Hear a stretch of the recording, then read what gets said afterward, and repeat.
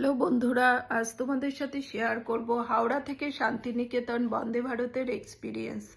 আমাদের ট্রেন ছিল সকাল 7:45 প্ল্যাটফর্ম নাম্বার 2 থেকে।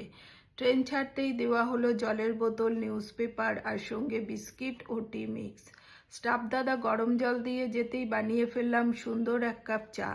তারপর একটু গল্প করে নিয়ে পুরো ট্রেনটা ঘুরে দেখলাম। এখানে কোচের দরজাগুলো স্লাইডিং, বাটন প্রেস করলেই অটোমেটিক খুলে যায়। আমাদের সিট ছিল এসি চেয়ার কারে। এখানে প্রতিটা রোতে একদিকে 3টে আর অন্যদিকে 2টো করে সিট রয়েছে। ব্রেকফাস্টে ছিল bread, butter, omelette, french fry আর কাপকেক।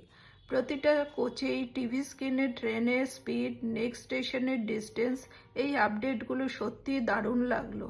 মাত্র 650 টাকায় এত কমফোর্টেবল ও ক্লিন একটা জার্নি সত্যি মন ভরে দিল। আর খাবারের কোয়ালিটি তো ছিল অসাধারণ। 9:15 বাজতেই পৌঁছে গেলাম বোলপুর শান্তিনিকেতন।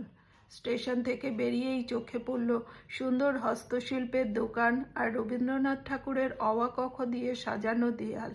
দুদিন কোথায় থাকলাম, কি কি খেলাম আর সোনাঝুরিতে কি কি শপিং করলাম সব জানতে অবশ্যই সাবস্ক্রাইব করো।